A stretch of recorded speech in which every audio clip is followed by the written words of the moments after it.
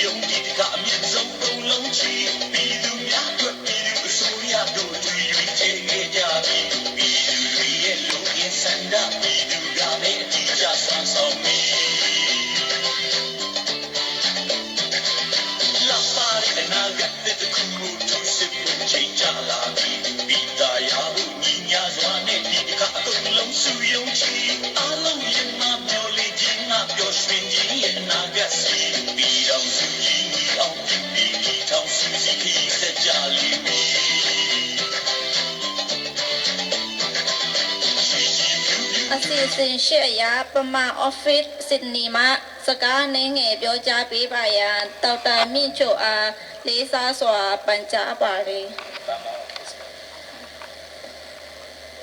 Aru Mingla ba kyaအခုလိုရေးကြီးတဲ့နိုင်ငံရေးခန္ဓာတစ်ခုမှာအမှားစကားပြောကြားခွင့်ရတဲ့တကြောင်ကျွန်တော်အနေနဲ့အများကြီးဂုဏ်ယူဝမ်းသာပါတယ် တစ်ဆက်တည်းမှာပဲအခုလိုမစကားပြောဖို့ဖိတ်ကြားပေးခဲ့တဲ့ COE ကော်မတီကိုလည်းကျွန်တော်အထူးပဲကျေးဇူးတင်ပြောချင်ပါတယ်ကျွန်တော်ရှေ့မှာဖိတ်ကြားခံရတဲ့တာဝန်ရှိပုဂ္ဂိုလ်တွေကအတီးတီးမြန်မာနိုင်ငံရေးဖြစ်စဉ်နောက်လာမယ့်ဩဂတ်လအတွင်းကျင်းပမယ်21ရာစုပင်လုံညီလာခံကိုကြိုးဆိုကြောင်းဗန်ဒူလာပန်းညံရှိမှာပြည်သူလူထုတွေကထောက်ခံပွဲကျင်းပကြတာပါအဓိကတော့တိုင်းပြည်အများဆုံးငြိမ်းချမ်းစေချင်တယ်ပေါ့ဗျာကျွန်တော်တို့မျှော်မှန်းခဲ့တယ်ပြည်တော်စုဆိုတဲ့အားကြီးပေါ့ကျွန်တော်တို့ဒီ21ရာစုပင်လုံညီလာခံနဲ့မျှော်မှန်းတဲ့အရာတွေရှိတယ်အဓိကတော့ Federal ဖွဲ့စည်းပုံအခြေခံဥပဒေပေါ်ထွန်းလာဖို့ Federal ဖွဲ့စည်းပုံအခြေခံဥပဒေပေါ်ထွန်းလာပြီးတော့ Federal ပြည်တော်စုကြည်သွားဖို့အဓိကရည်ရွယ်ချက်ပါအများဆုံးလိုအပ်နေပြီနှစ်ပေါင်း60 80ဖြစ်နေပြီတိုင်းပြည်မှာစစ်ရဲ့စိုးချုပ်ကိုတိုင်းရင်းသားညီကိုမောင်နှမတွေအကုန်လုံးခံစားနေရတာနှစ်ပေါင်း60 80ဖြစ်နေပြီအဲ့တော့ကျွန်တော်တို့အတူတကွတိုင်းပြည်ကိုပိုင်ဆိုင်တယ်အတူတကွပိုင်ဆိုင်တဲ့တိုင်းပြည်အတူတကွပြည်တော်စုကိုထူထောင်မယ်အဲ့တော့ဒီ21ပင်လုံနီလာခံသားလင်တိုင်းပြည်ရဲ့မြန်မာပြည်ရဲ့ထွက်ရလမ်းကိုကျွန်တော်တို့မြင်တယ်အဲ့တော့လူထုကပုံမထောက်ခံပူးပေါင်းပါဝင်လာအောင်လှုပ်ဆောင်နေပွဲပါတိုင်းပြည်ငြိမ်းချမ်းဖို့ပင်လုံညီလာခံကိုကြိုးဆိုထောက်ခံကြောင်းအခုကျင်းပမဲ့ပင်လုံညီလာခံဟာဒေါအောင်ဆန်းစုကြည်ပါဝင်တဲ့အတွက်ညီလာခံကိုပုံမယုံကြည်တဲ့အကြောင်းထောက်ခံသူတွေကပြောပါတယ်ကိုလည်းယုံကြည်တယ်ဘာဖြစ်လဲဆိုတော့ကျမတို့ငကိုတွေကဖြစ်စေချင်တာကဟိုတိုင်းရင်းသားစီးလို့ညီတိုင်းရင်းသားအားလုံးပါဝင်ရေးပေါ့နော်အခုဟာသူခန့်ထားတဲ့လူတွေအကုန်လုံးကလည်းဟိုအခုလူကြီးတွေပေါ့နော်ဝင်ကြီးနေရာတွေကလည်းအကုန်လုံးကဟိုတိုင်းရင်းသားတွေရွေးပြီးခန့်ထားတဲ့ပြည်သူဖြစ်စေချင်တဲ့ဆန္ဒနဲ့တစ်ထပ်တည်းမှုလို့သူလုပ်ရက်တွေကိုလည်းအကုန်လုံးယုံကြည်တယ်နေစားတယ်အဲအကြောင်းမို့လဲဟိုသူရှေ့ဆောင်တဲ့ဟာကိုကိုတွေကအနောက်ကနေပြီးတော့လိုက်ပြီးတော့ဟိုဝိုင်းလုပ်ပေးတဲ့သဘောပါပဲရှင်ညီမတို့ကကမိန်းပွဲတွေလည်းဒီ21ရာစုအတွက်ပေါ့နော်ပင်လုံညီလာခံစကြတယ်ညီမတို့ရက်ွက်တွေမှာလည်းကမိန်းပွဲတွေမှာလည်းပါဝင်ပါတယ်ဒီငိမ့်ငယ်အတွက်ပြုလုပ်တာတွေအကုန်ကောင်းပါတယ်အမေဥစုဥဆောင်တဲ့အတွက်ကိုပို့ပြီးတော့ကောင်းတယ်လို့ထင်ပါတယ်အဓိကကတော့ပြည်တွင်းစစ်ငိမ့်ညံ့မှုပါပဲဒါငိမ့်ညံ့မှသာပြည်သူပြည်သားတွေမှာကောင်းကျိုးတွေဖြစ်ထွန်းလာမှာလေအဲကြောင့်မို့ညီမတို့ကလည်းဝိုင်းဝန်းပြီးထောက်ခံကြိုဆိုကြတာပါမနေ့ကပြုလုပ်တဲ့ပွဲမှာ21ရာစုပင်လုံညီလာခံကိုထောက်ခံကြိုဆိုတဲ့လက်မှတ်တွေကောက်ခံပြီးပြည်တော်စုလွှတ်တော်ကိုပေးဖို့သွားဖို့လည်းလုပ်ခဲ့ကြပါတယ်21ရာစုပင်လုံညီလာခံကိုအခုလာမယ့်ဩဂတ်လနောက်ဆုံးပတ်မှာပြုလုပ်ဖို့ဒေါအောင်ဆန်းစုကြည်နဲ့တိုင်းရင်းသားခေါင်းဆောင်တွေသဘောတူထားတယ်လို့သိရပါတယ်ခင်ဗျာ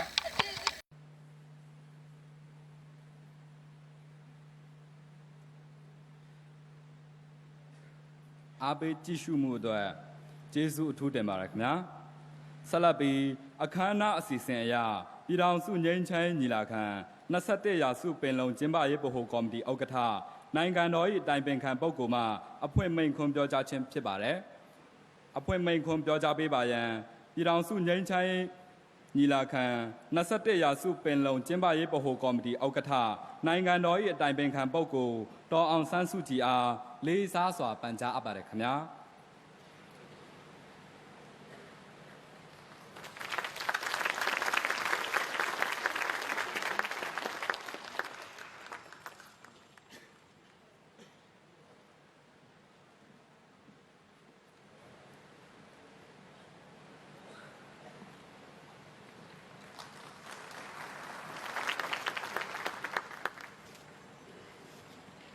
ဒီနေ့ကျမတို့ရဲ့ပြည်ထောင်စုငြိမ်းချမ်းရေးညီလာခံ21ပင်လုံညီလာခံဖွင့်ပွဲအခမ်းအနားကိုကြောက်လာကြတဲ့ဧည့်သည်တော်များကိုယ်စားလှယ်များနဲ့တကွယခုလိုအချိန်မှာကျမတို့နဲ့အတူစိတ်အားဖြင့်ရှိနေသူပုဂ္ဂိုလ်များအားလုံးနှလုံးစိတ်ဝမ်းအေးချမ်းကြပါစေကောင်းကျိုးလိုရာဆန္ဒအဝါနဲ့ပြည့်စုံကြပါစေလို့ဆုမွန်ကောင်းတောင်းရင်လည်းပထမစလိုက်ပါတယ်ဒီခမကြီးဟာငြိမ်းချမ်းရေးကိုမျက်နှိုးတံပိုးထားတဲ့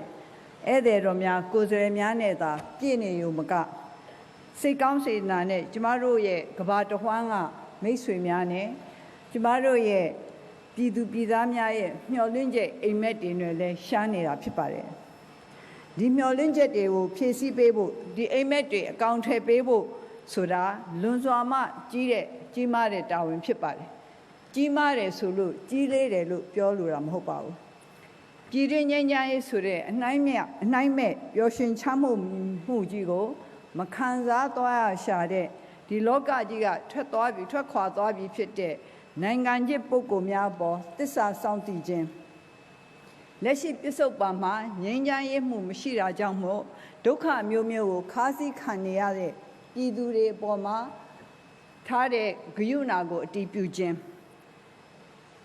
ကျမတို့ထားခဲ့မဲ့ကောင်းမွေဆိုးမွေမှန်သမျှကိုခံစားရမယ်။နောင်မျိုးဆက်တွေပေါ်မှာ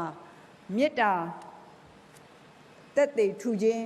တို့အဖြစ်ထမ်းဆောင်ရတဲ့တာဝန်ဆိုတာဟာကြီးလေးတယ်လို့ဘယ်တော့မှမရှိနိုင်ပါဘူး။သမိုင်းမှတ်ကြောက်တင်လောက်အောင်တဲ့လုပ်ငန်းကြီးတစ်ခုအောင်မြင်အောင်လုပ်နိုင်ဖို့ဘာမှမတူတဲ့ထူးခြားတဲ့အခွင့်အရေးကြီးပဲဖြစ်ပါတယ်။ဒီအခွင့်အရေးကြီးကိုကျမတို့အားလုံးပညာတတ်တိလုံလဝရိယတို့နဲ့မိမိရရစုပ်ကင်ပြီးအလင်းရောင်သားနဲ့အနာဂတ်တရဖော်ထုတ်ကြပါစို့မတူညီတဲ့အမြင်သဘောထားတွေကိုပြည်သူတွေကောင်းကျိုးအတွက်ညှိနှိုင်းဖြစ်စေတဲ့ပညာလက်ခံတဲ့အတွေးခေါ်အပြုအမူသစ်တွေကိုလက်ခံရတဲ့တတ်တိခက်ခဲတဲ့လုပ်ငန်းတွေကိုအောင်မြင်သည့်အထိရွက်ဆောင်နိုင်တဲ့ဝရိယတို့နဲ့ပြည်ထောင်စုငြိမ်းချမ်းရေးဖြစ်စဉ်ကြီးမှာပါဝင်သူအားလုံးဟာမိမိတို့ရဲ့ကဏ္ဍသေးသည်ဖြစ်စေကြီးသည်ဖြစ်စေကြိုးပမ်းဆောင်ရွက်သွားမယ်ဆိုလို့ရှိရင်ကျမတို့မျှော်မှန်းတမ်းတနေတဲ့ဒီမိုကရေစီဖက်ဒရယ်ပြည်ထောင်စုကြီးကိုတည်ဆောက်နိုင်မှာဖြစ်ပါတယ်။မြို့သားဒီမိုကရေစီအဖွဲ့ချုပ်ကိုစတင်ထူထောင်စဉ်ကစပြီးပင်လုံစိတ်ဓာတ်ကိုအခြေခံတဲ့နိုင်ငံရေးတွဲဆုံဆွေးနွေးပွဲတွေကျင်းပပြုလုပ်ဖို့ရည်ရွယ်ခဲ့ပါတယ်။ဆွေးနွေးပွဲဟာတန်းတူရည်တူအခွင့်အရေးတွေကိုအာမခံခြင်း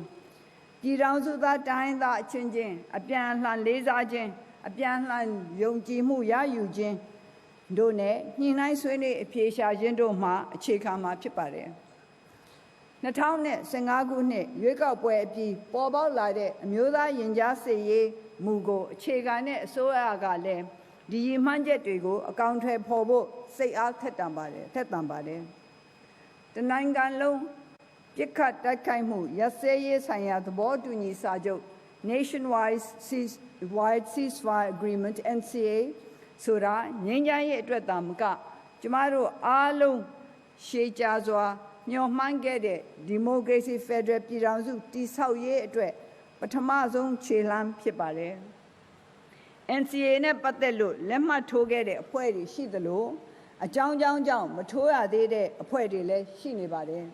။နိုင်ငံရေးဆွေးနွေးပွဲတွေဆက်ပြီးပြုလုပ်တဲ့အခါမှာ NCA ကိုအခြေခံပြီးဆောင်ရွက်သွားရမှာဖြစ်တဲ့အတွက်ကျမတို့အစိုးရသစ်လက်ထက်မှာ NCA လက်မှတ်ထိုးဖို့ကြံနေတဲ့အဖွဲ့တွေပါဝင်လာနိုင်အောင်အထူးအလေးထားပြီးဆောင်ရွက်လျက်ရှိပါတယ်။အမျိုးသားရင်ကြားစေ့ရေးဟာပြည်ထောင်စုသားအားလုံးနဲ့ဆိုင်ပါတယ်။အမျိုးသားပြန်လည်သင့်မြတ်ရေးမှာတိုင်းရင်းသားလက်နက်ကိုင်အဖွဲ့အစည်းတွေအချင်းချင်းကြားသင့်မြတ်ရေးလည်းပါဝင်ပါတယ်။ NCA လက်မှတ်ထိုးပြီးဖြစ်တဲ့အဖွဲ့တွေနဲ့ NCA မထိုးရသေးတဲ့အဖွဲ့တွေကြားမှာဝိဝါဒကွဲပြားမှုတွေဖြစ်ပေါ်နေရင်ကျမတို့ငြိမ်းချမ်းရေးခရီးဟာနှောင့်နှေးပြန့်ကျသွားမှာဖြစ်ပါတယ်။ကျမတို့တိုင်းရင်းသားအချင်းချင်းကြားမှာနားလည်မှုလွဲမှားတာတွေစိတ်ဝင်းကွဲမှုတွေမရှိစေဖို့ဘုံသဘောတူညီချက်ဖြစ်တဲ့ NCA ရဲ့ထိရိပ်အောက်မှာအားလုံးရောက်ရှိလာအောင်ကျမတို့စ조사ဆောင်ရွက်နေပါတယ်။2015ခုနှစ်ရွေးကောက်ပွဲအပြီးမှာအစိုးရဖြစ်လာတဲ့ကျမတို့ဟာမဲဆန္ဒရှင်များအနှင်းလိုက်တဲ့လုတ်ပိုင်ခွင့်အာဏာအရနိုင်ငံသူနိုင်ငံသားတွေခေတ်ဆက်မျှော်လင့်တောင်းတခဲ့ကြတဲ့ရေရှည်တည်တံ့ခိုင်မြဲစေမြဲငြိမ်းချမ်းရေးကိုရယူပေးဖို့ကြိုးပမ်းရန်ဆုံးဖြတ်ခဲ့ပါတယ်။ကျမတို့ရဲ့ပြည်ထောင်စုသားအားလုံးအပေါ်ယုံကြည်မှုအပြည့်အဝနဲ့ငြိမ်းချမ်းရေးခရီးကိုရှောက်လှမ်းဖို့ကျမတို့စတင်ခဲ့ပါတယ်။ကျမတို့နိုင်ငံမှာအမျိုးသားပြန်လည်သင့်မြတ်ရေးနဲ့အမျိုးသားညီညွတ်ရေးမတည်ဆောက်နိုင်သမျှကာလပတ်လုံးရေရှည်တည်တံ့ခိုင်မြဲတဲ့ပြည်ထောင်စုငြိမ်းချမ်းရေးကိုဘယ်လို့မှတည်ဆောက်နိုင်မှာမဟုတ်ပါဘူး။ကျမတို့အားလုံးညီညွတ်မှကျမတို့နိုင်ငံငြိမ်းချမ်းမယ်။ကျမတို့နိုင်ငံငြိမ်းချမ်းမှအခြားဒေသတွင်းနိုင်ငံတွေကမ္ဘာတဝန်းရှိနိုင်ငံတွေနဲ့ရင်ပေါင်တန်းနိုင်မှာပါ။အချိန်လုံးလွန်နေပြီဖြစ်တဲ့ငြိမ်းချမ်းရေးရဖို့အတွက်ကျမတို့ဆွေးနွေးရမယ်ညှိနှိုင်းရမယ်ဒီလိုမျိုးနိုင်ငံရေးစပွဲဝိုင်းမှာစိစညှိနှိုင်းအဖြေရှာကြမယ်ဆိုရင်အားလုံးသဘောတူလက်ခံနိုင်တဲ့မူပေါင်းတစ်ခုမရှိမဖြစ်လိုအပ်ပါတယ် NCA သဘောတူညီချက်အရနိုင်ငံရေးဆွေးနွေးပွဲမူပေါင်း Political Dialogue Framework ကိုပြီးခဲ့တဲ့ကာလမှာရေးဆွဲစဉ်ကတည်းကပြောင်းလဲပြင်လွယ်ဆောင်ရွက်နိုင်အောင်လုပ်ကြဖို့ကျမတို့တိုက်တွန်းခဲ့ပါတယ်ရွေးကောက်ပွဲအပြီးမှာ နိုင်ငံရေးအခင်းကျင်းတွေပြောင်းလဲလာနိုင်တဲ့မျှော်မှန်းချက်တွေအရကျမတို့ဒီလိုတိုက်တွန်းခဲ့တာလည်းဖြစ်ပါတယ်ကျမတို့အစိုးရအနေနဲ့ငြိမ်းချမ်းရေးလုပ်ငန်းစဉ်တွေစတင်ဆောင်ရွက်စဉ်ကစပြီးနိုင်ငံရေးဆွေးနွေးမှုပေါင်းပြန်လည်သုံးသပ်ရေးလုပ်ငန်းတွေကို NCA လက်မှတ်ထိုးခဲ့တဲ့အဖွဲ့လက်မှတ်ထိုးပြီးဖြစ်တဲ့အဖွဲ့တွေနဲ့ညှိနှိုင်းဆောင်ရွက်ခဲ့ပါတယ်။တစ်ချိန်တည်းမှာလက်မှတ်မထိုးရသေးတဲ့လက်ကျန်အဖွဲ့တွေလည်းမူပေါင်းသုံးသပ်ရေးလုပ်ငန်းမှာပါဝင်လာနိုင်အောင်လို့ဆောင်ရွက်ပေးခဲ့ပါတယ်။လက်နက်ကင်ပဋိပက္ခတွေရဲ့မူလဇစ်မြစ်ဖြစ်တဲ့နိုင်ငံရေးပြဿနာတွေကိုဖြေရှင်းနိုင်ဖို့အဓိကလိုအပ်ချက်ဟာအပြန်အလှန်နားလည်မှုအပြန်အလှန်ယုံကြည်မှုနဲ့ပူးပေါင်းဖြေရှာနိုင်ဖို့ဖြစ်တယ်ဆိုတာကိုအမြဲပဲခံယူထားခဲ့ပါတယ်။ပြည်သူလူထုအားလုံးရဲ့လွတ်လပ်ရေးအတွက်မျှော်လင့်ချက်ကိုညီညွတ်ခြင်းပေါင်းစည်းခြင်းနဲ့အကောင့်ထဲပေါ်ဆောင်ရွက်နိုင်ခဲ့တဲ့ပင်လုံစိတ်ဓာတ်ဟာဆိုရင်ကျမတို့လက်ရှိရောက်ရှိနေတဲ့21ရာစုအတွက်လည်းမရှိမဖြစ်လိုအပ်ချက်ဖြစ်နေပါတယ်ကျမတို့အားလုံးမျှော်မှန်းတဲ့ဒီမိုကရေစီဖက်ဒရယ်ပြည်ထောင်စုတည်ဆောက်မယ်ဆိုရင်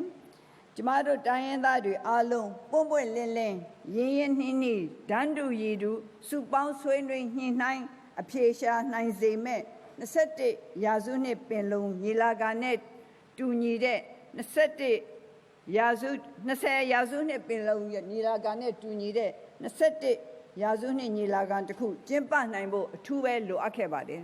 ။ဒါဟာပြည်ထောင်စုငြိမ်းချမ်းရေးညီလာခံကြီးစတင်ဖြစ်ပေါ်လာခဲ့တဲ့နောက်ခံအတွေးခေါ်တွေဖြစ်ပါတယ်။ကျမတို့ရဲ့အစိုးရရဲ့ဦးစားပေးလုပ်ငန်းစဉ်ကြီးတစ်ခုအနေနဲ့ဒီညီလာခံစတင်ကျင်းပနိုင်ဖို့အတွက်2016ခုနှစ်မေလ9ရက်နေ့ကစတင်ပြီးဆောင်ရွက်တာဖြစ်ပါတယ်။ညီလာခံအကျိုးပြင်ဆင်ရေးကော်မတီဖွဲ့စည်းပြီးတစ်ဖက်မှာလည်းမြန်မာ Peace Center ကိုအမျိုးသားပြန်လည်သင့်မြတ်ရေးနဲ့ငြိမ်းချမ်းရေးဗဟိုဌာနအဖြစ်ပြောင်းလဲဖွဲ့စည်းခဲ့ပါတယ်။ဒီနေရာမှာအခွင့်အရေးတုံး MPC ကိုထူထောင်ပြီးအပြစ်ခတ်ရစဲရေးအတွက်ကြိုးပမ်းခဲ့တဲ့သမ္မတဟောင်းဦးသိန်းစိန်ဦးဆောင်ခဲ့တဲ့အစိုးရအဖွဲ့ကိုဂုဏ်ပြုပါတယ်။ယခင်အစိုးရရဲ့ငြိမ်းချမ်းရေးအတွက်ဆောင်ရွက်ချက်များအပေါ်ကျမတို့ယခုဆက်လက်ပြီးတော့တည်ဆောက်သွားပါမယ်။ NCA ရပေါ်ပေါက်လာတဲ့ပြည်ထောင်စုငြိမ်းချမ်းရေး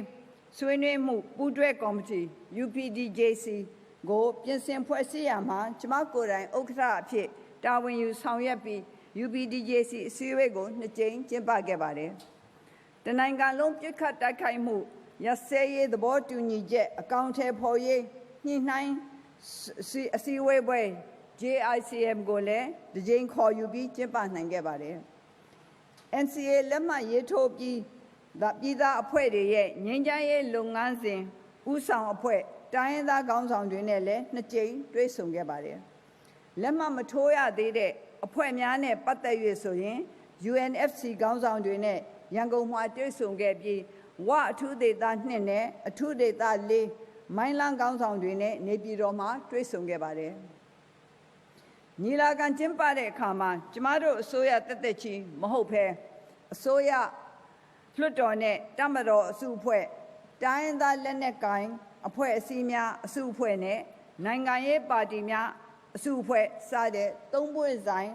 ပူးတွဲကျင်းပနေတဲ့အနေအထားမျိုးဖြစ်အောင်ပူးတွဲကော်မတီတရက်ကိုဖွဲ့စည်းဆောင်ရွက်ခဲ့ပါတယ်။တိုင်းရင်းသားလက်နက်ကိုင်အဖွဲ့အစုအ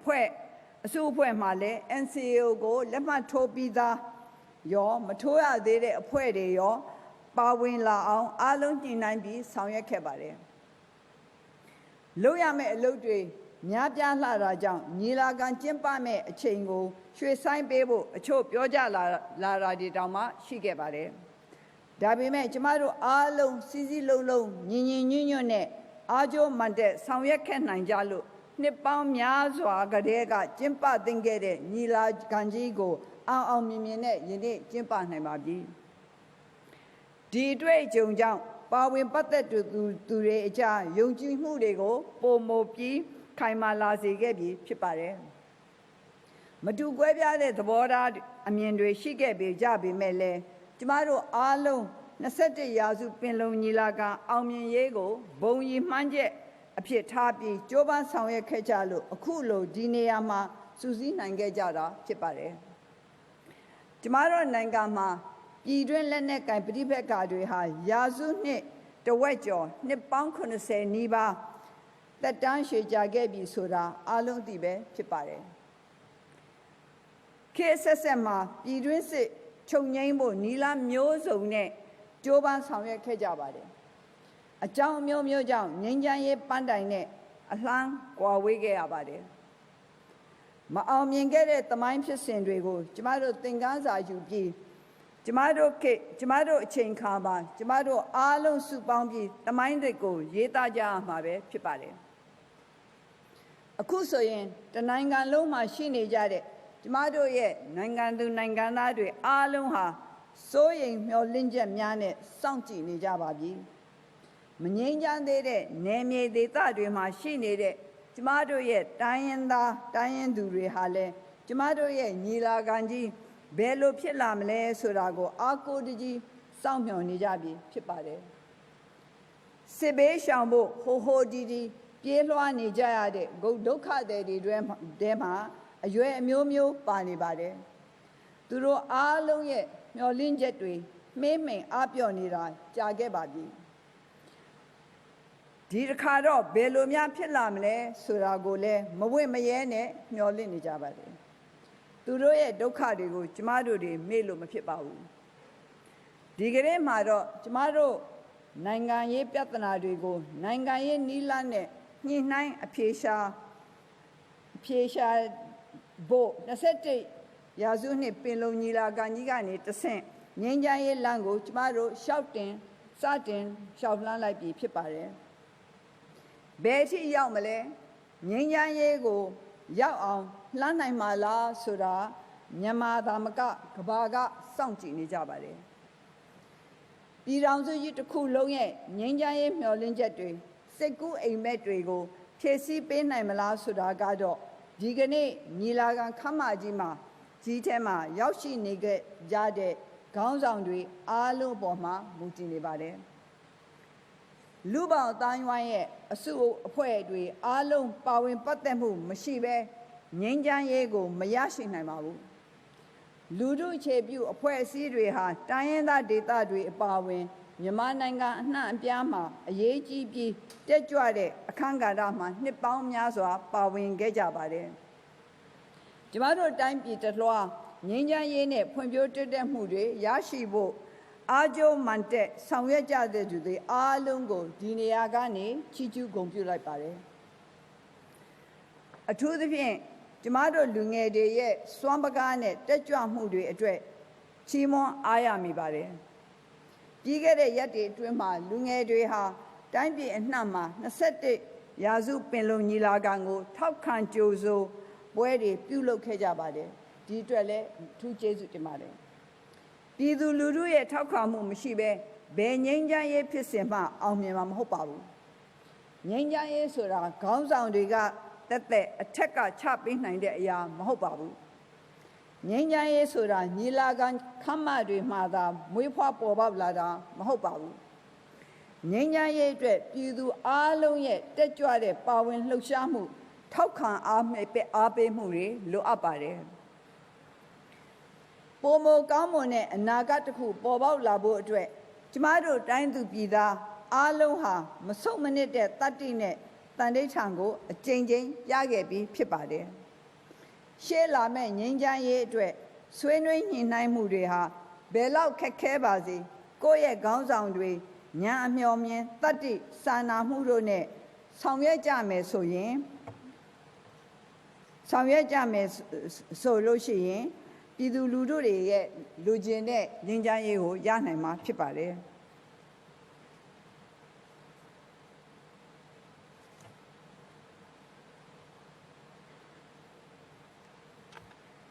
ကျမတို့ကြိုးပမ်းဆောင်ရွက်မှုတွေဟာဒီကနေ့ဒီခန်းထဲမှာရှိတဲ့လူတွေရဲ့အကျိုးစီးပွားအတွက်အဓိကမဟုတ်ပါဘူးအနာဂတ်မျိုးဆက်သစ်တွေစိတ်ရောကိုယ်ပါငြိမ်းချမ်းလုံခြုံစွာရှင်သန်ကြီးပြင်းလာနိုင်ဖို့အတွက်ဖြစ်ပါတယ်ကျမတို့ရဲ့နောက်လာမဲ့မျိုးဆက်တွေဟာ ပဋိပက္ခတွေဆုံးရှုံးနစ်နာမှုတွေကြောင့်စိတ်ခန္ဓာအနာတရတွေဘယ်တော့မှမရသင့်တော့ပါဘူးရေရှည်တည်တံ့ခိုင်မြဲတဲ့ငြိမ်းချမ်းရေးရမှသာကျမတို့တိုင်းပြည်ကြီးပွားတိုးတက်မှာဖြစ်ပါတယ်ကျမတို့ရဲ့မတူကွဲပြားမှုတွေဟာပျော်ရွှင်ဂုဏ်ယူပွဲဖြစ်လာပါမယ်နောက်ဆုံးကျမတို့ရဲ့ပြည်သူလူထုဟာပြည်ထောင်စုမြန်မာနိုင်ငံရဲ့ရင်သွေးတွေအဖြစ်နဲ့မိမိတို့ရဲ့ပင်ကိုယ်အရေးချင်းတွေကိုဖော်ထုတ်ပြီးပွဲလည်တင့်သွားနိုင်ကြမှာပါနောက်ဆုံးညီကုန်းချုပ်အနေနဲ့ကြမ်းတမ်းခက်ခဲလှတဲ့ငြိမ်းချမ်းရေးလမ်းကြောင်းပေါ်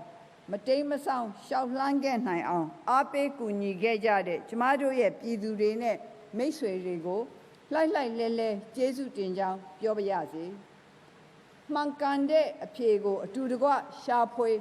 ဖော်ထုတ်မယ်ဆိုရင်ကျမတို့ရဲ့အိမ်မက်တွေလက်တွေ့အကောင်အထည်ဖော်လာနိုင်မယ်ဖြစ်ပါတယ်ကိုယ်အိမ်မက်ကိုလက်တွေ့အကောင်အထည်ဖော်နိုင်တဲ့အိမ်မက်ရှင်ဟာအားလုံးရဲ့တကယ်အရှင်တခင်ဖြစ်တယ်ဆိုတဲ့စကားရှိပါတယ်။တိုင်းပြည်လုံးရဲ့အိမ်မက်တွေကိုအမှန်တကယ်လက်တွေ့အကောင့်ထဲပေါ်လာအောင်လုပ်နိုင်မယ်ဆိုရင်ကျမတို့ဟာအမှန်တကယ်ကိုလွှမ်းမိုးနိုင်တဲ့အရှင်သခင်တွေဖြစ်ကြမှာပါ။ကျမတို့ရဲ့လွတ်လပ်တဲ့နိုင်ငံရဲ့ဖခင်ကြီးတွေဟာကိုယ်တိုင်းပြည်ရဲ့ကံကြမ္မာကိုကိုယ့်ဘာသာဖန်တီးနိုင်မဲ့အခွင့်အရေးကိုမျှော်မှန်းခဲ့ပါတယ်။ရရှိဖို့ကြိုးစားခဲ့ပါတယ်ရှင်းလင်းတိကျတဲ့ရေရှည်အမြင်ခိုင်မာတဲ့တန်ဋိဌာန်တို့နဲ့ညီညွတ်ယုံကြည်ခြင်းတို့ရဲ့ခိုင်မာတဲ့စူးစီးမှုအတွင်းကဒီခွင့်ရေးကိုဝင်ကြွားစွာကျင့်သုံးကြပါစို့အားလုံးကိုကျေးဇူးတင်ပါတယ်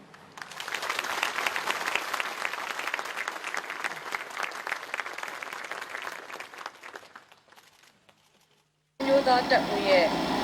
ဒုတိယဥက္ကဋ္ဌနဲ့ဒီကမှာရှင်ဥက္ကဋ္ဌနဲ့ဒေါက်တာလျံမုံစခေါင်းအောင်ချင်းမျိုးသားတပ်ဦးရဲ့ဘောထားမြင်များကိုတင်ပြပေးနိုင်ပါရန်လေးစားစွာဖိတ်ခေါ်ပါတယ်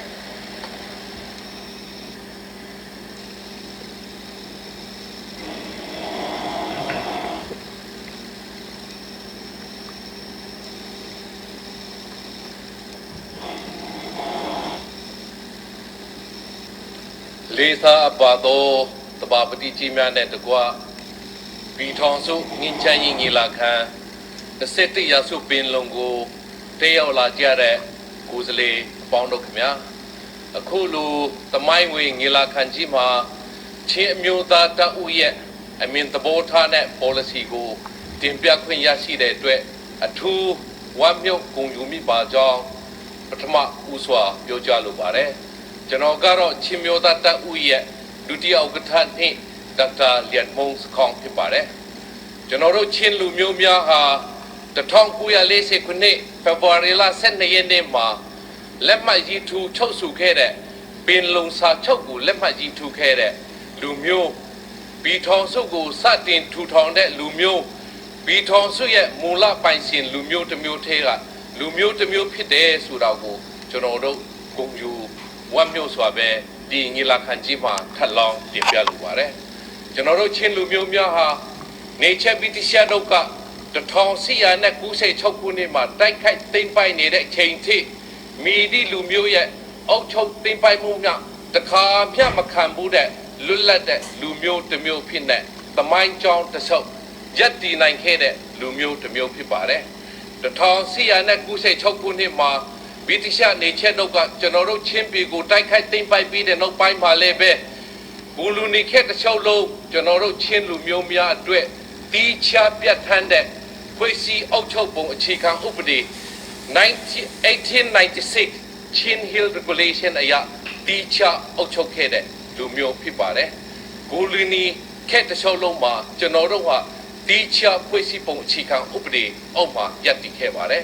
ထို့အတွက်ကြောင့်နေချက်ပြီးတခြားတော့တက်တန်းကုန်ဆုံးပြီးတော့ကျွန်တော်တို့တိုင်းပြည်လွတ်လပ်ရေးရရှိတဲ့ချိန်မှာကျွန်တော်တို့ချင်းလူမျိုးများဟာရွေးချယ်စရာ၃ခုရှိပါတယ်နံပါတ်1တစ်ခုကကျွန်တော်တို့ကိုတီးခြားသိမ်းပိုက်အုပ်ချုပ်တဲ့အတွက်တီးခြားပြီးတော့ကျွန်တော်တို့အမျိုးသားနိုင်ငံတော်ကိုပြန်လည်ထူထောင်ပြီးတော့လွတ်လပ်ရေးကိုရယူနိုင်တဲ့အခွင့်အရေးဖြစ်ပါတယ်ဒုတိယတစ်ခုကတော့ကျွန်တော်တို့ဗြိတိရှလက်အောက်မှာဆက်နေလို့လေရတယ်တုတ်တီမဟုတ် နေ့ကျွန်တော်တို့ချင်းပြီးတချို့တဝိတ်ကအိန္ဒိယဘက်မှာပါတယ်လို့အိန္ဒိယနဲ့ပေါင်းပြီးတော့လွတ်လပ်ရေးယူလို့လေရတယ်ဒါပေမဲ့ဒီအခွင့်အရေးဒီသမိုင်းပေးအခွင့်အရေးတွေကိုကျွန်တော်တို့မယူဘဲနဲ့ဘူချောအောင်ဆန်းဦးဆောင်တဲ့ဗမာပြည်ချက်ဖက်ဆိုရနဲ့ပူပေါင်းပြီးတော့1400နဲ့95ကချင် Hill Tribe Regulation ရအုပ်ချုပ်တဲ့ကချင်လူမျိုးများ1480မှာပြဋ္ဌာန်းခဲ့တဲ့ Shan State Act ကို1922မှာပြန်လည်ပြဋ္ဌာန်းတဲ့ Federated Shan State Act လို့ခေါ်တဲ့ပြည်ထောင်စုရှမ်းပြည်ကခေါင်းဆောင်ကြီးများနဲ့ပူးပေါင်းပြီးတော့ချင်းကချင်ရှမ်းနဲ့ဗမာပြည်ကြက်ဖက်စုရပူးပေါင်းပြီးတော့ပင်လုံစာချုပ်ကိုလက်မှတ်ရေးထိုးပြီးလွတ်လပ်ရေးကိုအတူတကွရယူနိုင်ခဲ့ပါတယ်။အဲဒါကြောင့်ပင်လုံစာချုပ်ရဲ့အနှစ်သာရကတော့ချင်းကချင်နဲ့ရှမ်းတို့ကတီးခြားလွတ်လပ်ရေးမယူဘဲနဲ့တီးခြားအမျိုးသားနိုင်ငံတော်တွေမထူထောင်ဘဲနဲ့ဘူချောအောင်ဆန်းဦးဆောင်သော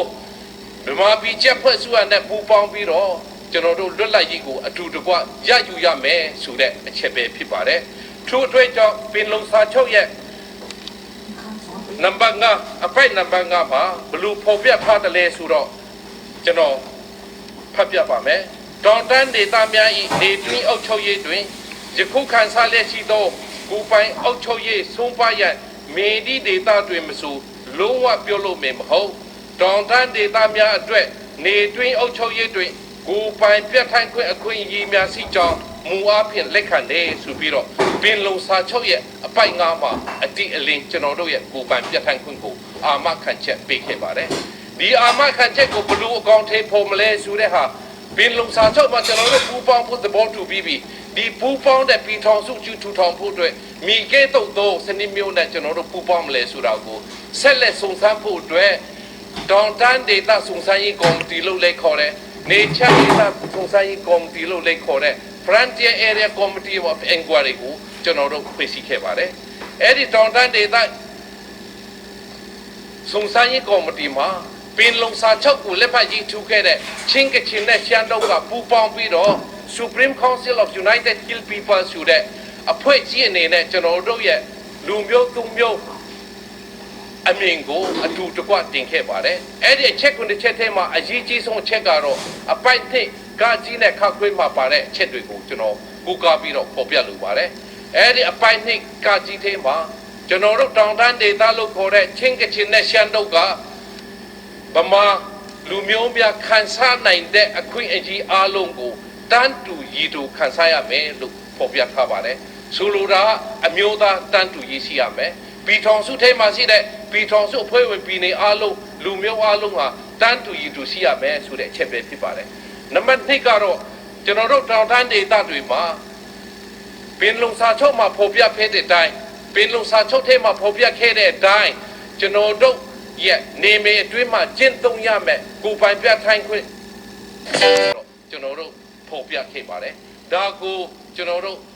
တောင်တန်းဒေသစုံစမ်းရေးကော်မရှင်ထံကိုတင်ပြခဲ့တယ်အဲ့ဒီတောင်တန်းဒေသစုံစမ်းရေးကော်မရှင်ကနေပြီးတော့စုံစမ်းရေးတွေလုပ်ပြီးတော့နောက်ဆုံးအစီရင်ခံစာတစ်ခုတင်သွင်းပါတယ်အဲ့ဒီအစီရင်ခံစာထဲမှာအရေးကြီးတဲ့ချက်9ချက်ပါပါတယ်အဲ့ဒီချက်ထဲမှာနံပါတ်6နဲ့နံပါတ်9ကိုကျွန်တော်ကိုးကားပြီးတော့ဖော်ပြလိုပါတယ်အဲ့ဒီနံပါတ်6မှာဘယ်လိုဖော်ပြထားတယ်လဲဆိုတော့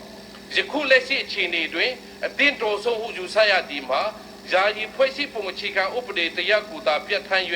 ထူယာယီဖွဲ့စည်းပုံအခြေခံဥပဒေဖြင့်Federal Council ကွင်းစ Federal Council ကွင်းပိတ်တစ်ခုကိုဖွဲ့စည်းတင်သည်ထူ Federal Council ကပြည်ထောင်စုအတိုင်းအတာဖြင့်ဆောင်ရွက်ရမယ့်ကိစ္စရပ်များကိုဂိုင်းတွယ်၍နောက်သောအခါထူ Federal Council ကိုပြည်ထောင်စုဥပဒေဖွဲ့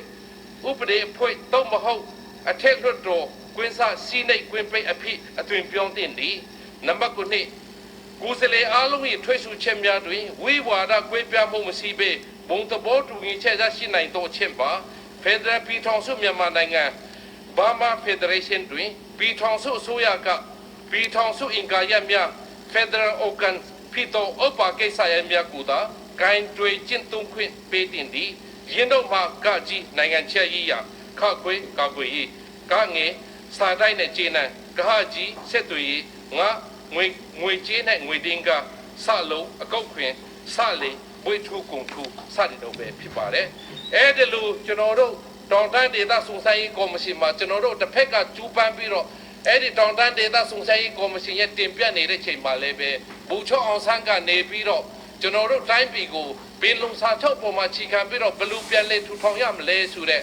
လမ်းကိုမူကိုတစ်ချက်ကိုသူတင်သွင်းခဲ့ပါတယ်ဘူချောအောင်ဆန်းရဲ့လမ်းကိုမူထဲမှာပါတဲ့အတိုင်းကျွန်တော်တို့လွတ်လပ်ရေးရယူနိုင်ခဲ့တာဖြစ်ပါတယ်ဆိုတော့ကျွန်တော်တို့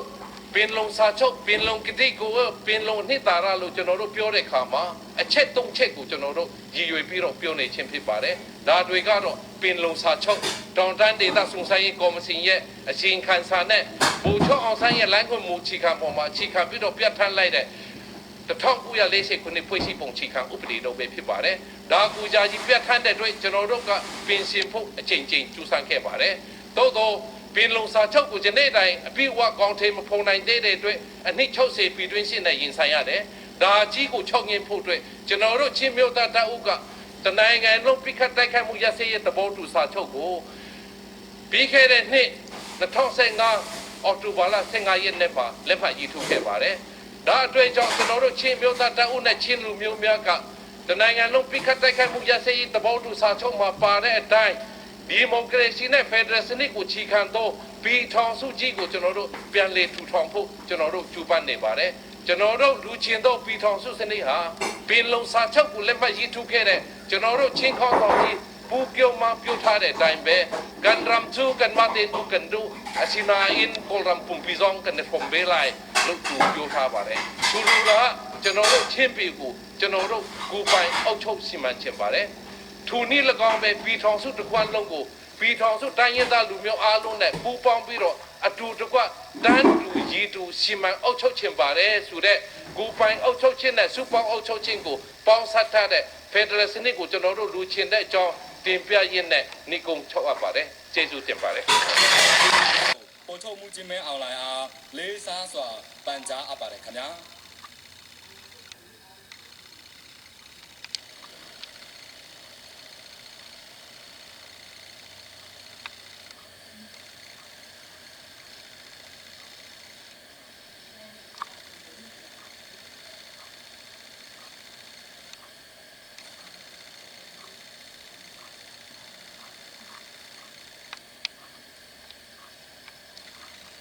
ပြည်တော်စုသမရမြန်မာနိုင်ငံတော်ကြီးတို့ရှိစွာတည်ရခိုင်မြဲရေးနဲ့နိုင်ငံသူနိုင်ငံသားများအားလုံးရဲ့ကောင်းမှုပြည့်စုံတဲ့အနာဂတ်ပုံဖော်ဆောင်နိုင်ရေးအတွက်ဆွေးနွေးချမှတ်ကြမယ်ပြည်တော်စုငြိမ်းချမ်းရေးညီလာခံ21ရာစုပင်လုံအခမ်းအနားကြီးမှာအခုတော့နှုတ်ခွန်းဆက်စကားပြောကြားခွင့်ရတဲ့အတွက်ဝမ်းမြောက်ကြိုးပမ်းကြောင်းဥစွာပြောကြားလိုပါတယ်အခမ်းအနားကိုတရားရသူများအားလုံးနဲ့ပြည်တော်စုသားတိုင်းဒေသညီကိုမောင်နှမများအားလုံးနှလုံးစိတ်ဝမ်းအေးချမ်းကြပါစေကြောင်းနှုတ်ခွန်းဆက်တာအပ်ပါတယ်ကျွန်တော်တို့နိုင်ငံလွတ်လပ်ရရှိခဲ့တာဟာအခုဆိုရင်68နှစ်ကျော်ခဲ့ပြီဖြစ်လို့လူတက်တန်တစ်ခုဒီပါတိုင်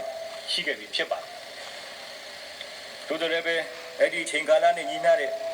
ဒီကြီးအေးချမ်းမှုနဲ့ဖွံ့ဖြိုးတိုးတက်မှုမရရှိသေးတာကိုလည်းတွေ့မြင်ရမှာဖြစ်ပါတယ်အကြောင်းရင်းကိုစမ်းစစ်ကြည့်မှဆိုရင်ပြည်တွင်းငြိမ်းချမ်းရေးတတိယအဖြစ်တန်းတပြည်လုံးအတိုင်းအတာနဲ့တည်ငြိမ်အေးချမ်းမှုမရှိသေးတာဟာအဓိကကျတဲ့အကြောင်းအရာတစ်ဖြစ်တယ်ဆိုတာရင်းကွယ်လို့မရတဲ့အရှိတရားပဲဖြစ်ပါတယ်ဒီအတွက်လည်းပြည်တွင်းငြိမ်းချမ်းရေးရရှိဖို့ခေတ်ဆက်ဆက်နိုင်ငံကောင်းဆောင်များကကျူးပန်းဆောင်ရွက်ခဲ့ကြပါတယ်ချမ်းသာကျင့်သုံးခဲ့တဲ့မဟာဗျူဟာညီးဗျူဟာတွေကွဲပြားခြားခြားကြတော်လည်းပဲဒီမျိုးသားလုံးခိုင်မာတဲ့စီးလုံညီညွတ်မှုတည်ဆောက်နိုင်ရေးအတွက်အစဉ်တစိုက်ဥတီကျူးပန်းလှုပ်ဆောင်ခဲ့ကြတာပဲဖြစ်ပါတယ်အကြောင်းမျိုးမျိုးကြောင့်ပြည်ပြည်စုံနဲ့စူးစီးညီညွတ်မှုနဲ့တည်ငြိမ်အေးချမ်းမှုကိုမတည်ဆောက်နိုင်တော့လည်းပဲခေတ်ကာလလိုက်ငြိမ်းချမ်းရေးနဲ့စီးလုံညီညွတ်မှုတည်ဆောက်ရေးကျူးပန်းမှုရလဒ်မှတ်တိုင်များကတော့အတီးတီးဆက်ထူနိုင်ခဲ့ကြပါတနင်္ဂနွေလိုတိုက်တာနဲ့ပြစ်ခတ်တိုက်ခတ်မှုရစရေးစာချုပ် NCA ကိုလက်မှတ်ရေးထိုးနိုင်ခဲ့ခြင်းပြည်တော်စုငြိမ်းချမ်းရေးညီလာခံကြီးကျင်းပနိုင်ခဲ့ခြင်းနဲ့ဒီကနေ့အခမ်းအနားကြီးကျင်းပပြုလုပ်နိုင်ခြင်းတို့ဟာလည်းလက်ရှိရှောက်လန်းနေတဲ့ပါတီစုံဒီမိုကရေစီခေတ်ကာလထာဝရငြိမ်းချမ်းရေးဖော်ဆောင်နိုင်မှု စူးစမ်းအားထုတ်မှုများရဲ့အောင်မြင်မှုရလဒ်များပဲဖြစ်ပါတယ်နိုင်ငံတော်ရဲ့ငြိမ်းချမ်းရေးနဲ့စီးပွားရေးမှုတည်ဆောက်ရေးလုပ်ငန်းစဉ်တွေမှာတပ်မတော်အနေနဲ့ခေတ်ဆက်ဆက်တက်ကြွစွာပူးပေါင်းပါဝင်ဆောင်ရွက်ခဲ့ပါတယ်။ယုံကြည်ချက်ခံယူချက်နဲ့သဘောထားအမြင်တွေဘလောက်ပဲကွဲပြားနေပါစေ။ငြိမ်းချမ်းရေးကိုမဖြစ်မနေရယူလူစိတ်ပေါ်အရင်ခံပြီးကျွန်တော်တို့ခိုင်ခိုင်မာမာရပ်တည်လုပ်ဆောင်ခဲ့ကြတာဖြစ်ပါတယ်။ဆေးရဲ့နေထိုင်ရုံတွေမငြိမ်းချမ်းမှုရဲ့ဆိုးကျိုးတွေကိုပင်ပန်းဆင်းရဲမှုတွေးထွေး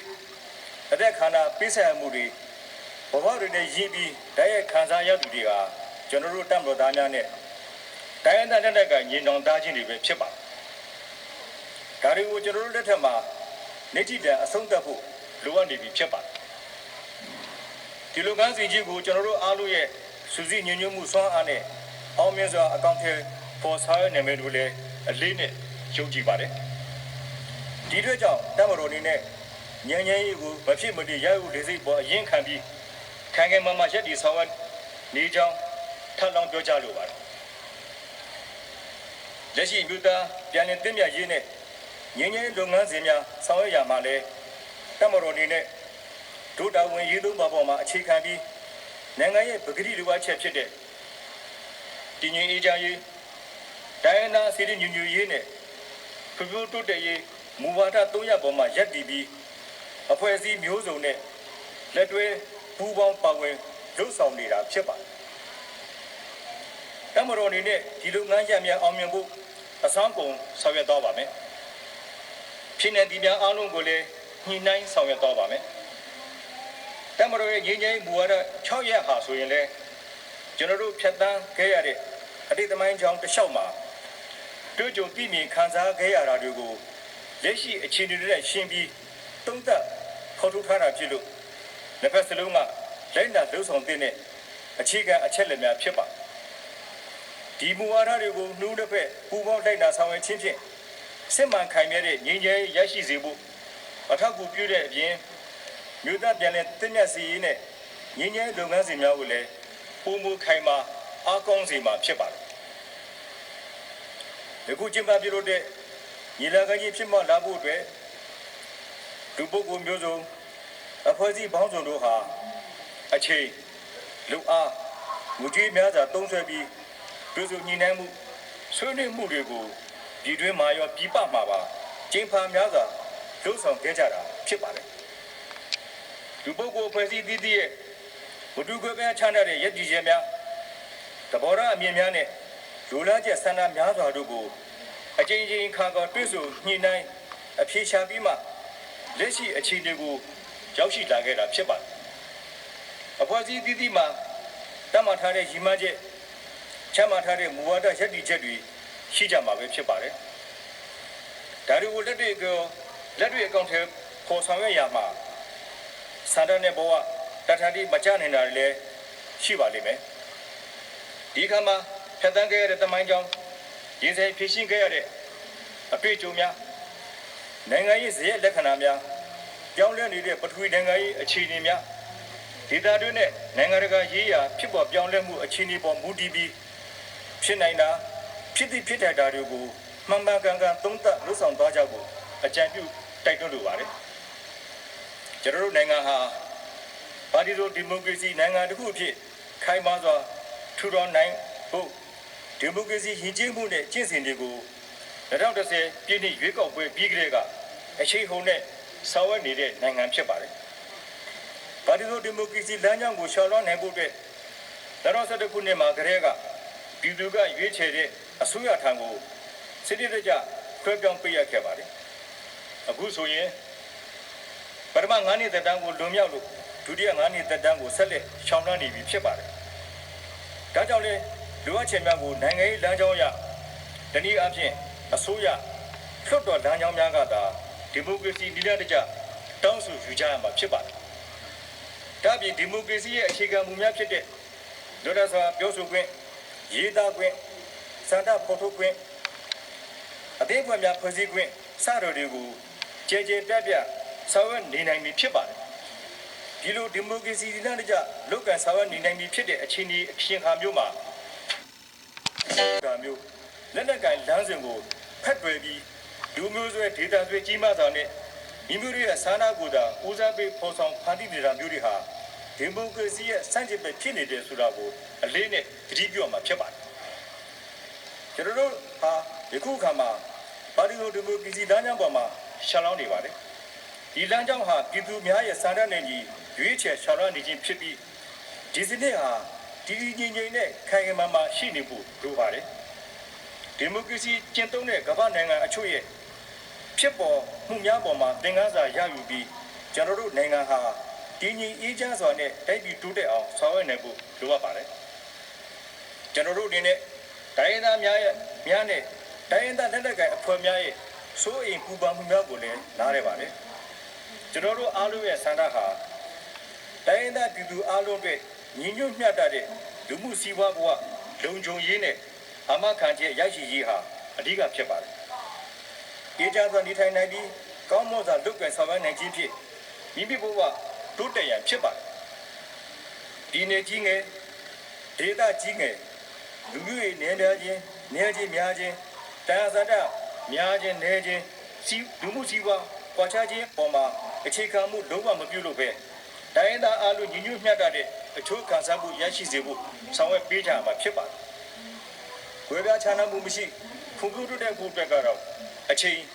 တော့ယူရပါလိမ့်မယ်။မိမိတို့လူလန်းချက်ကိုယင်းနှိပွန်လန်းစွာပြည့်စုံဆွေးနွေးခြင်းဖြင့်အဖြေရှာကြရပါလိမ့်မယ်။ဒီကနေ့ကျင်းပပြုလုပ်တဲ့ညီလာခံကြီးဟာဒါပေါ်များစွာအချိန်ယူဆောင်ရွက်ခဲ့တဲ့ညှိနှိုင်းဆွေးနွေးမှုတွေပြည့်စုံမှုတွေနဲ့အချင်းချင်းအပြန်အလှန်ယုံကြည်မှုတည်ဆောက်နိုင်ခြင်းရဲ့ရလဒ်ပဲဖြစ်ပါတယ်။အခုအချိန်ကာလမှာကျွန်တော်တို့ရဲ့အားသာချက်က2015ခုနှစ်ဒီဇင်ဘာလအတွင်းမှာပြည်တော်စုလွှတ်တော်ကကန့်ကွက်သူမရှိအတည်ပြုပေးနိုင်ခဲ့တဲ့တနင်္ဂနွေပြစ်ခတ်တိုက်ခတ်မှုရစဲရေးသဘောတူစာချုပ် NCA ရှိနေခြင်းပဲဖြစ်ပါတယ်။ဒီစာချုပ်မှာပါတဲ့အချက်လက်အများစုဟာစာချုပ်ရေးဆွဲခဲ့တဲ့ကာလတစ်လျှောက်အတူတူကပါဝင်ခဲ့ကြတဲ့တိုင်းရင်းသားအဖွဲ့အစည်းများရဲ့တောင်းဆိုချက်တွေကိုအဓိကအခြေခံထားရေးဆွဲခဲ့တာဖြစ်ပါတယ်။ဒါကြောင့်အခုပြန်လည်ကျင်းပတဲ့ပြည်တော်စုငြိမ်းချမ်းရေးညီလာခံ27ရာစုပြည်လုံးနဲ့ဆက်လက်ကျင်းပမယ့်အစည်းအဝေးများမှာလည်းဒီ NCA ကိုပဲအခြေခံမူဖြင့်ဆက်လက်ထားရှိဆောင်ရွက်သွားဖို့လိုအပ်ကြောင်းပြောကြားလိုပါတယ်။ဒါ့အပြင်ငြိမ်းချမ်းလုပ်ငန်းစဉ်တွေကိုအကောင့်ထဲပေါ်ရမှာနိုင်ငံတော်နဲ့တိုင်းဒေသပြည်သူတွေရဲ့အကျိုးစီးပွားကိုထားဝေရှိရှုပြီးစိတ်စေတနာထက်သက်တန်တာနဲ့အချိန်တိုတွင်အကောင့်ထဲပေါ်ချဖို့အကြံပြုလိုပါတယ်။ငြိမ်းချမ်းလုပ်ငန်းစဉ်များမှာလိုအပ်တဲ့ပိုးပြီးအချိန်ကြာလာရင်လည်းဘေးပြောကတွေဝေယဆွတ်ဖုတ်မှုတွေကြိုးကန်ချဲလဲလိုတာတွေပုံမလာနိုင်ပြီးရှင်းစွဲယုံကြည်မှုတည်ဆောက်ထားပြီးသားအရာများပြက်သွားနိုင်ခြင်းပို့တိုက်မှုများပြားလာနိုင်ခြင်းတို့ကြောင့်အခုလိုအကြံပြုပြောကြားခြင်းဖြစ်ပါတယ်။ဒီညီလာခံအတွင်းမှာရောက်ရှိနေကြတဲ့ကျွန်တော်တို့တွေရဲ့တာဝန်ဟာအလွန်ကြီးမားလှပါတယ်။ကျွန်တော်တို့ပေါ်တနင်္ဂနွေတို့ရဲ့မျှော်လင့်ချက်ဟာလည်းမြင့်မားလှပါတယ်။အမျိုးသားပြန်လည်တည်မြဲရေးနဲ့ငြိမ်းချမ်းရေးလုပ်ငန်းစဉ်များဆောင်ရွက်ရမှာလူမျိုးဆွဲဒေသဆွဲအယူဘာသာဆွဲစတဲ့အဆွေလမ်းများကင်းရှင်းစွာနဲ့အောင်မြင်ပြည့်မြောက်သည့်အထိတောင်းဝင်ဆောက်ကြသူများအဖြစ်ပြည်သူတို့ကအတိမတ်ပြုခံထားရသူများလည်းဖြစ်ပါတယ်ပြည်သူ့ဆန္ဒကိုဖြည့်ဆည်းပေးနိုင်ဖို့ကျွန်တော်တို့ဟာအပြန်အလှန်ယုံကြည်မှုတည်ဆောက်ပြီးထာဝရငြိမ်းချမ်းရေးကိုရရှိစေနိုင်မဲ့သဘောတူညီမှုတွေကိုဆွေးနွေးညှိနှိုင်းရရှိနိုင်မယ်လို့လည်းကျွန်တော်ယုံကြည်ပါတယ်တိုင်းပြည်ရဲ့အားဟာပြည်တွင်းမှာသာရှိပါတယ်ကျွန်တော်တို့တိုင်းရင်းသားအားလုံးဟာရည်ရဲကိုများဖြစ်ကြတဲ့အတွက်မူတူကွဲပြားမှုတွေကိုပြည်တော်စုစိတ်ဓာတ်ပေါ်မှာအခြေခံပြီးညှိနှိုင်းအဖြေရှာသွားကြမှာဖြစ်ပါတယ်ဆိုရင်မှုနဲ့တန်တရားစိတ်ဓာတ်ကိုယုံကြည်မှုတည်ဆောက်ခြင်းဖြင့်ဖျက်ရှားသွားနိုင်မှုလည်းကျွန်တော်ယုံကြည်ပါတယ်မြို့သားပြန်လည်တည်မြဲရေးနဲ့ငြိမ်းချမ်းရေးလုပ်ငန်းစဉ်များအောင်မြင်စွာအကောင့်ထဲပေါ်ဆောင်ရွက်နိုင်ဖို့အတွက်အဓိကနှလုံးသွင်းကြရမယ်အချက်နဲ့ချက်ကတော့ဒိုင်းနာစီတို့ညွညွမဟာဗျူဟာကိုမျက်ခြေမပြတ်ကျင့်သုံးခြင်းနဲ့ထာဝရငြိမ်းချမ်းရေးရယူရအတွက်အမှန်တကယ်ဆန္ဒရှိခြင်းတို့ပဲဖြစ်ပါကြောင်းပြောကြရင်ဒီကုန်းချုပ်ရပါတယ်အားလုံးကိုကျေးဇူးတင်ပါတယ်